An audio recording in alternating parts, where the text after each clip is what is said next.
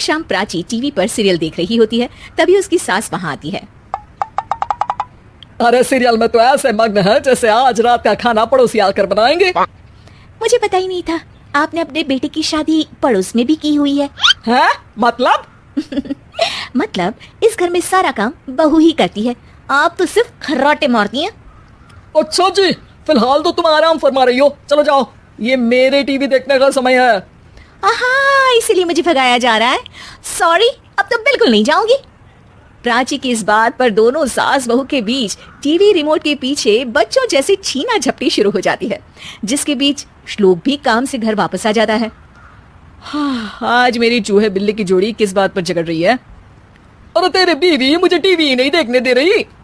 अरे तुम्हारी मम्मी मुझे खाना बनाने के लिए फोर्स कर रही है। अरे वाह, ऐसे बेतुके रीजन पर तो बच्चे भी झगड़ा नहीं करते। अरे मुझे कुछ मत बोल, सब इसने ही शुरू किया है। हाँ हाँ, जैसे आप तो बहुत दूध की धूली है ना। अरे बस दोनों चुप। प्राची जाओ, खाने की तैयारी करो। और माँ तुम छोड़ो, तुम्हें क्या बोलूं, शांति से अपना सीरियल देखो, मुझे दोबारा लड़ने की आवाज सुनाई नहीं देनी चाहिए। ऐसा बोलकर श्लोक वहां से चला जाता है, जिसके पीछे पीछे प्राची भी कुछ न कुछ बड़बड़ाते हुए रसोई में चली जाती है। हाँ हाँ, सासू जी को तो कुछ बोलेंगे ही नहीं, बस मुझ पर ही हुक्म चलता है, खाना बनाओ, जैसे मैं इनके घर में खाना बनाने के लिए आई हूँ। इसी तरह शाम बीतती है और रात को श्लोक और प्राची की सास खाना खाकर सोने चले जाते हैं, लेकिन प्राची गुस्से में कुछ खाए बिना काम में ही लगी रहती है। इस घर में किसी को घंटा फिक्र नहीं पड़ता, मैं खाऊं या भूखी रहूं। प्राची कुछ देर के लिए रसोई से बाहर जाती है और जैसे ही वापस आती है तो वहां दूध का भरा ग्लास देखकर हैरान रह जाती है। फिक्र पूरी है, बस दिखाना नहीं है। प्राची दूध पीकर सोने चली जाती है और अगली सुबह एक बार फिर सास बहू का कार्टून नेटवर्क स्टार्ट हो जाता है। ये तुमने ही किया है। अरे अजीब जबरदस्ती है, मैं बोल रही हूँ मैंने कुछ नहीं किया। दोनों ने मिलकर पूरे घर को पागल खाना बनाया हुआ है। यहाँ कोई नॉर्मल इंसान तो रह ही नहीं सकता, इसीलिए अब पड़ोसी क्या रिश्तेदार भी घर आने से कतराते हैं। अरे सुन बेटे, तू भी चंगा, तेरी माँ भी चंगी, तेरी बीवी भी चंगी, रिश्तेदार। हाँ जी, आपको नहीं पता क्या, गंगाधर ही शक्तिमान है, रिश्तेदार ही। हाँ हाँ, बस समझ गया।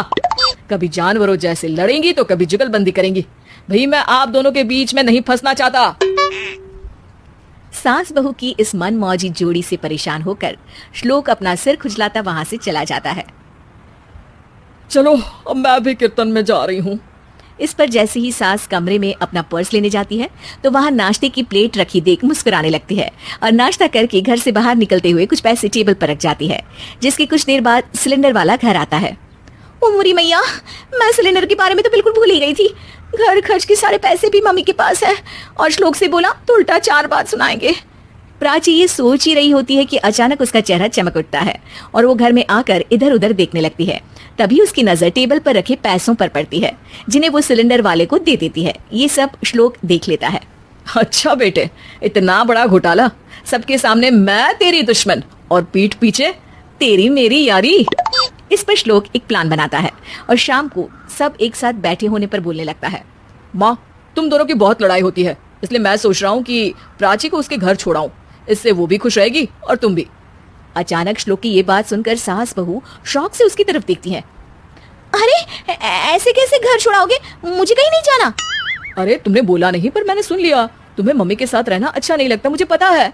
अरे वाह, अरे जब बहू खुद कुछ काम बोले तो वो तुझे सुनता नहीं, और अब जो इसने बोला ही नहीं वो तू समझ गया। जब उसे नहीं जाना तो फिर जबरदस्ती क्यों कर रहा है? अच्छा, फिर आपको मौसी के घर छोड़ाता हूँ। बस अब आप दोनों एक घर में एक छत के नीचे नहीं रह सकती। मैं इस टॉम एंड जेरी की जोड़ी को और नहीं झेल सकता। है? ऐसे कैसे नहीं रह सकते? तुम्हें इतनी दिक्कत है तो तुम्हारा बोरिया बिस्तर पैक कर देती हूँ, लेकिन मम्मी जी कहीं नहीं जाएंगी। बिल्कुल यही सुनना था मुझे। अगर दोनों में इतना ही प्यार है फिर हर वक्त ये लड़ाई का नाटक क्यों करती हो? देखा मैंने कैसे माँ किचन में दूध रखती है और तुम उनके लिए कमरे में नाश्ता रखती हो, और कैसे वो पहले ही तुम्हारी दिक्कत समझकर घर में पैसे रखकर बाहर जाती है। अरे भाई, इतना ड्रामा तो डेली सोप में भी नहीं होता जितना तुम दोनों ने इस घर में फैलाया हुआ है। तू हमें टॉम एंड जेरी बोलता है ना, तो याद कर वो दोनों भी एक दूसरे को बाहर वालों की बुरी नजर से बचाने के लिए हमेशा सबके सामने लड़ते थे, लेकिन अकेले में दिक्कत के समय मदद भी तो करते थे। बस हमारा रिश्ता भी कुछ ऐसा ही है।